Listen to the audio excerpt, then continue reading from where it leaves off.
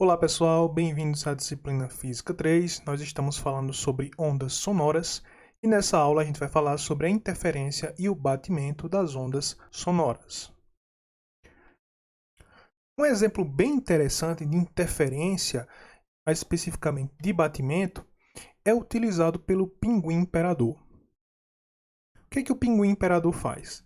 O pinguim imperador ele mergulha, atrás de comida e depois de mergulhar ou depois de comer, o pinguim tem que voltar para sua casa ou para o barranco de gelo, onde ele mora, digamos assim. E ele volta para encontrar a sua companheira. Porém, o que acontece? O inverno ele pode ser muito rigoroso, de modo que você tem aí temperaturas que podem chegar até menos 40 graus Celsius e ventos que podem chegar a 300 km por hora. Então é muito, muito frio. O que os pinguins fazem então? Eles ficam amontoados uns com os outros. Então você tem aí milhares de pinguins e esses milhares de pinguins ficam bem juntinhos um do outro para manter a temperatura confortável para eles. Então você vai ter milhares de pinguins que são muito parecidos. E vai ser difícil até mesmo para outro pinguim conseguir distinguir dois pinguins diferentes. Então como é que o pinguim imperador ele faz para poder encontrar a sua fêmea, dentre esses milhares de pinguins? Como é que o pinguim imperador consegue encontrar a sua parceira ao lado de milhares de outros pinguins? Para responder essa pergunta, a gente tem que entender como acontece a interferência e como acontece o fenômeno do batimento em ondas sonoras. Então vamos lá. As ondas sonoras, assim como qualquer outro tipo de onda, elas também apresentam interferência. O que é essa interferência? Vamos considerar agora que a gente tem duas fontes de sons, duas fontes de ondas sonoras, e essas ondas sonoras elas podem interferir uma com a outra. Isso significa o seguinte: digamos que a onda que está sendo emitida aqui pelo alto-falante da esquerda, ela é uma onda que pode ser escrita como sendo S1, que é uma função de x e t, igual a S0 cosseno de kx menos ômega t. Nós já vimos que a gente pode representar uma onda dessa forma, uma onda sonora que se propaga no ar dessa forma. Para o alto-falante 2, nós podemos escrever outra função descrita por S2 de xt igual a S0 cosseno de kx menos ômega t mais uma fase. Então a única diferença aqui entre essas duas expressões é ali a constante de fase, a constante de fase φ. Você pode ter ondas ou dois alto-falantes que emitam sons em fase, o que significa que a constante de fase para os dois é igual, então não existe diferença de fase. Porém, você pode analisar alguns pontos da região aí próxima a esses dois alto-falantes, onde você tenha nesses pontos específicos uma diferença de fase que gera uma interferência. Então vamos somar aqui essas duas ondas. A superposição dessas ondas resulta, como a gente já viu nessa função aqui, S igual a 2S0 cosseno de meio φ, multiplicado pelo cosseno de kx menos ômega t mais meio de φ. E a gente já viu que esse primeiro termo ele é um termo que representa a amplitude dessa onda resultante, enquanto esse outro segundo termo ele é um termo oscilatório. Então ele é o que causa a oscilação dessa superposição dessas duas ondas. E como é que eu faço para encontrar essa constante de fase φ? Então vamos considerar agora que a gente tem dois alto-falantes. Esses dois alto-falantes estão emitindo ondas em fase, então a fase deles, a constante de fase deles é igual. E vamos considerar um certo ponto P. O que acontece, esse ponto P ele está a mesma distância dos dois alto-falantes. Essa distância a gente está chamando aqui de D1. Se você coloca um microfone aqui no ponto P, ele vai detectar uma onda sonora de máxima amplitude. Então ele vai detectar aqui um som muito alto. O som mais alto possível vai estar aqui nesse ponto P.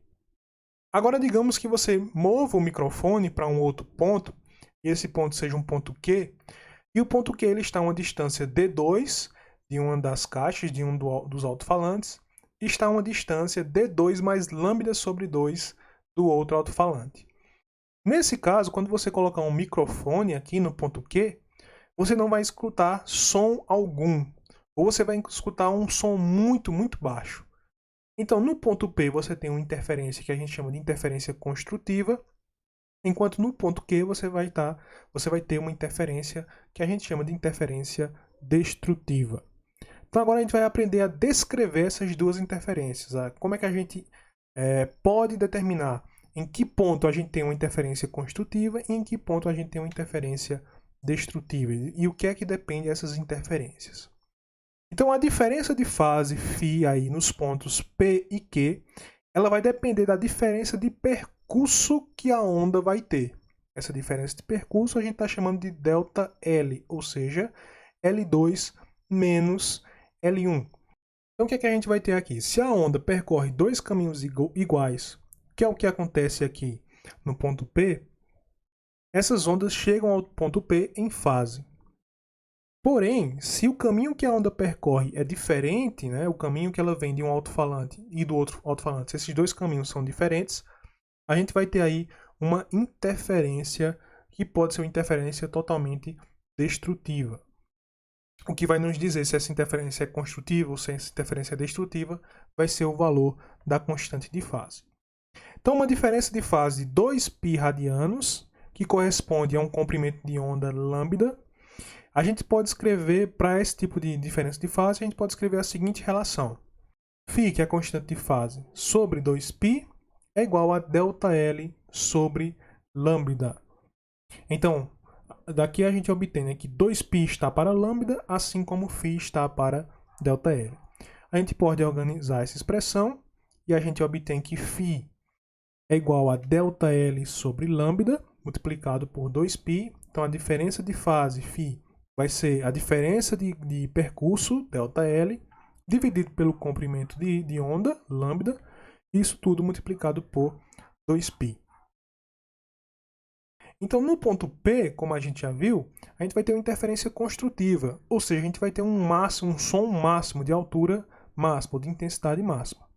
Então, a interferência construtiva ela vai acontecer quando a diferença de fase for zero, ou a diferença de fase for 2π, ou a diferença de fase for qualquer outro múltiplo inteiro de 2π. Ou seja, a interferência construtiva acontece para φ igual a n multiplicado por 2π, onde esse n aqui ele pode ser igual a 0, 1, 2, 3 ou qualquer outro número inteiro positivo. Dessa expressão aqui, né, nós podemos concluir, comparando isso aqui com isso aqui, nós podemos concluir que ΔL sobre lambda é igual a n, e esse n aqui novamente vale 0, 1, 2 ou 3 ou qualquer outro valor inteiro positivo. E quando a interferência ela for destrutiva? Então, quando a interferência for destrutiva, isso vai acontecer se a diferença de fase ela for um múltiplo ímpar de π. Ou seja, a diferença de fase tem que ser igual a 2n mais 1 multiplicado por π, onde esse n aqui ele pode ser 0, 1, 2, 3, novamente aqui os números inteiros. Note que nesse caso aqui eu sempre vou ter um valor ímpar multiplicando π, né? Se n for 0, a gente vai ter 2 vezes 0, 0, mais 1, 1 multiplicado por π. Se n for 1, a gente vai ter aqui 2 vezes 1, dá 2, mais 1, 3, multiplicado por π. E assim sucessivamente, né? A gente sempre vai ter aqui um número ímpar multiplicado por π. Dessa forma, ΔL sobre lambda pode ser escrito como sendo n, que vale 0, 1, 2, 3 ou qualquer outro número inteiro positivo, mais meio. Então, ΔL sobre lambda vai ser igual a meio, 3 meios, 5 meios, 7 meios e assim por diante. Além disso, a interferência ela não necessariamente tem que ser construtiva ou destrutiva. A interferência ela pode ser uma interferência intermediária.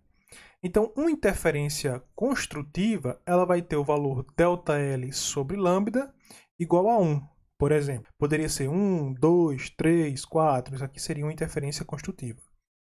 Uma interferência destrutiva seria uma interferência do tipo ΔL sobre lambda igual a 1,5. Então aqui poderia ser 1,5, poderia ser 2,5, 3,5, etc. E uma interferência intermediária seria, por exemplo, uma interferência que se você divide aqui a diferença de percurso das ondas, né? Ou seja, a diferença de percurso aqui seria d' 3 menos d3. Isso seria a diferença de percurso ΔL dessa onda no ponto R. Se você divide isso aqui por lambda e obtém um valor como 1,2, 1,1, 0,8, ou seja, valores diferentes desses aqui que a gente viu em cima, isso resulta em uma interferência intermediária. Nesse caso aqui, essa interferência ela é mais próxima de uma interferência construtiva do que de uma interferência destrutiva, porque 1,2 está mais próximo de 1 do que de 1,5. Agora, se a interferência fosse, por exemplo, se a interferência ΔL sobre lambda desse, por exemplo, 1,4, aí seria uma interferência mais próxima de ser uma interferência destrutiva do que de ser uma interferência construtiva. Um outro fenômeno relacionado à interferência de duas ondas muito interessante é o batimento. Então, o que é exatamente esse batimento? Quando a gente escuta duas ondas com um grande intervalo de tempo entre elas, duas ondas de frequências muito próximas, então, por exemplo, digamos que a gente escuta uma onda de frequência igual a 552 Hz.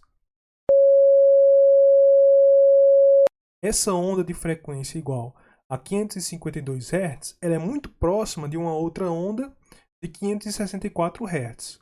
Porém, se a gente escuta essas duas ondas com uma grande diferença de tempo, aí, digamos, eu escuto uma onda e alguns minutos depois eu escuto a outra onda de 564 Hz, vai ser muito difícil para a gente diferenciar essas duas ondas, uma vez que a frequência delas era muito parecida. Porém, se a gente escuta essas duas ondas ao mesmo tempo, a gente vai ouvir um único som. Esse som ele vai ter uma frequência que é a frequência média dessas duas ondas, igual a 558 Hz. Só que, além de a gente ver esse único som ele vai ter uma variação de intensidade. Então vai ter momentos que a gente vai escutar esse som mais alto, enquanto vai ter outros momentos que a gente vai escutar esse som mais baixo, né? Então esse som ele fica aumentando e abaixando muito rapidamente. É essa variação da intensidade do som que a gente chama de batimento.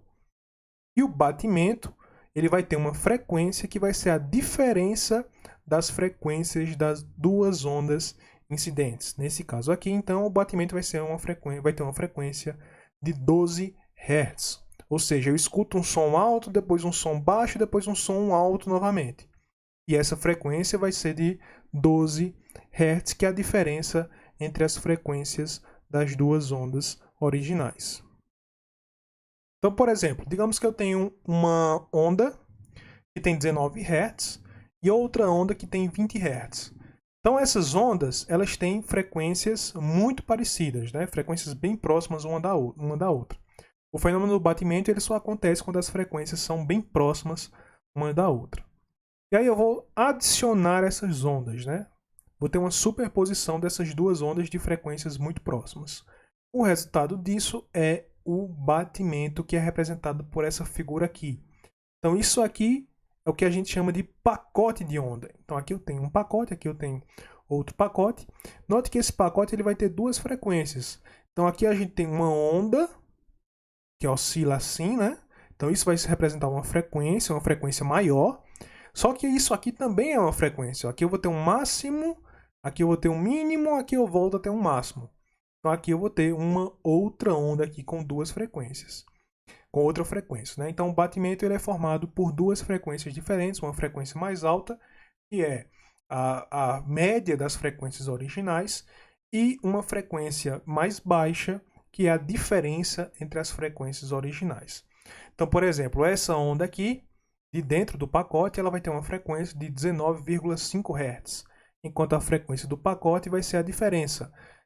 20 menos 19, 1 Hz. Então isso aqui é o valor médio das duas ondas, né? Uma onda era 20 e a outra 19, então a média é 19,5. E aqui a diferença entre as frequências da onda, que é 1 Hz.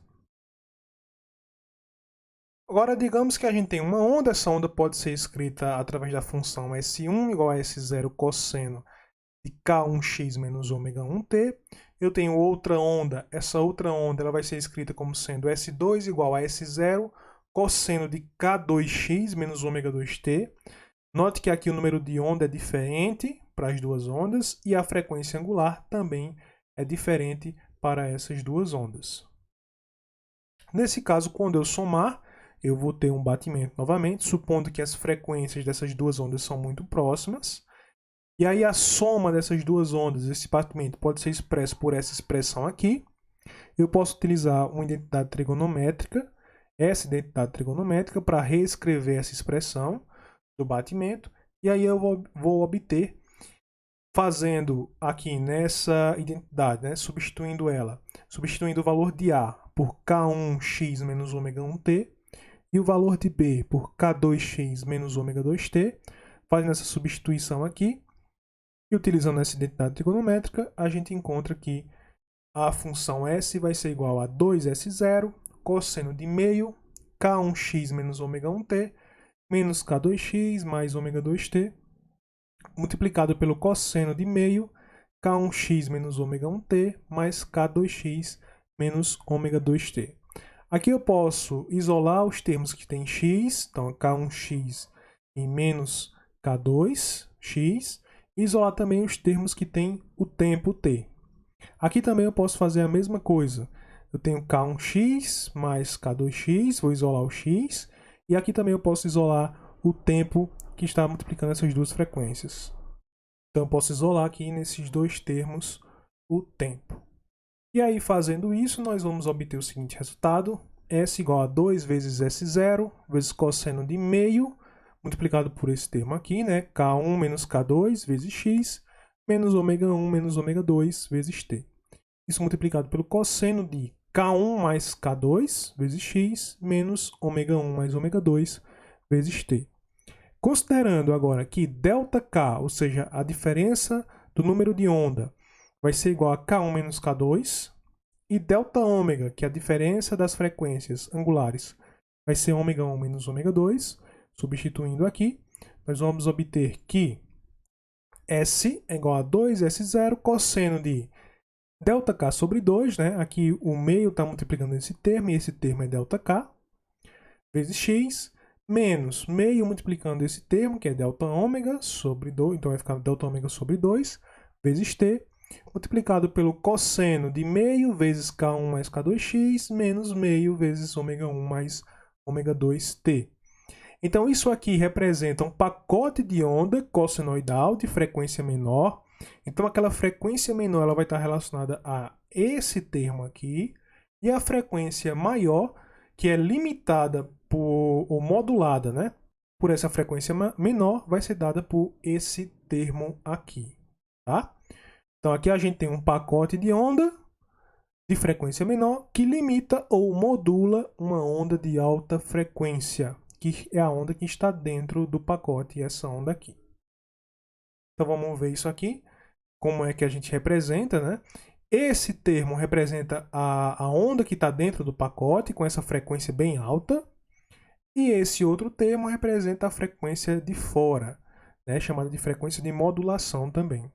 Então isso aqui representa a frequência de modulação, então a gente vai ter o número de onda de modulação, que é esse ΔK sobre 2, e a frequência angular de modulação, que é esse ΔΩ sobre 2. Vamos supor agora que a gente está analisando a sobreposição em um certo ponto fixo, e esse ponto fixo, para facilitar, a gente pode considerar como sendo x igual a 0. Então, em um ponto x igual a 0 fixo, o batimento ele vai ser expresso da seguinte forma. Ali a gente vai ter ΔK sobre 2 vezes x vai ser igual a 0, né, porque x é 0. E K1 mais K2 dividido por 2 vezes x também vai ser 0, porque x é 0. E aí a gente fica só com o seguinte. S igual a 2S0 cosseno de ΔΩ sobre 2 vezes t, vezes o cosseno de ômega 1 mais ômega 2 sobre 2 vezes t. Novamente aqui o sinal de negativo não importa, porque isso é um termo de cosseno. E como esse termo aqui é a frequência angular média, a gente pode escrever S igual a 2S0 cosseno de ΔΩ sobre 2 vezes t, vezes o cosseno de ômega médio vezes o tempo. A amplitude dessa onda vai ser máxima quando o valor desse termo aqui, que oscila de mais 1, né, até menos 1, for máximo. Portanto, o cosseno, esse termo vai ser máximo, essa amplitude aqui no caso, né, vai ser máxima quando esse primeiro termo ele for igual a mais ou menos 1. E isso vai acontecer quando delta ômega sobre 2 vezes t for igual a π, né? Quando isso acontecer, quando nós tivermos esse valor aqui para delta ômega sobre 2 vezes t, a gente vai ter cosseno desse termo igual a menos 1. E quando esse termo aqui, quando esse argumento ele for igual a 2π, aí a gente vai ter cosseno desse argumento igual a mais 1. Então, esses são os dois valores, esse termo aqui e esse termo aqui, são os valores para qual a amplitude dessa onda é máxima. Então, a gente vai ter que os tempos onde essa amplitude é máxima, eles são tempos dessa relação, dessas duas relações aqui, né? Nós encontramos que esses tempos vão ser t igual a 2π sobre delta ômega e t igual a 4π sobre delta ômega. A diferença entre esses dois instantes de tempo corresponde ao período de batimento.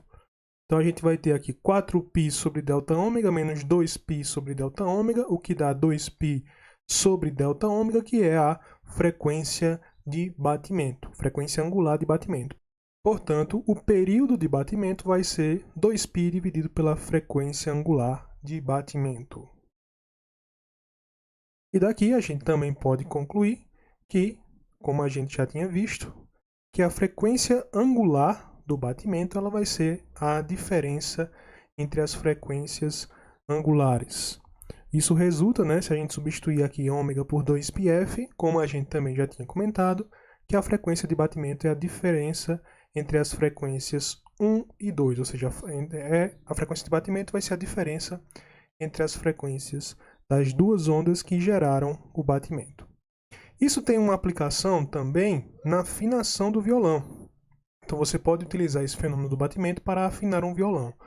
Como a gente viu, o violão ele tem as 6 cordas, né? Cada corda, quando tocada solta, emite uma nota. Vamos pegar aqui, analisar duas cordas, como é que a gente afina essas duas cordas. A afinação acontece quando você toca duas cordas diferentes e essas cordas elas emitem um som de mesma frequência.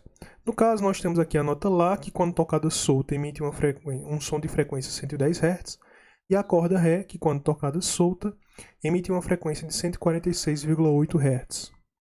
Só que nós podemos fazer essa corda Lá emitir uma frequência de 146,8 Hz se nós apertarmos aqui a corda Lá na quinta casa.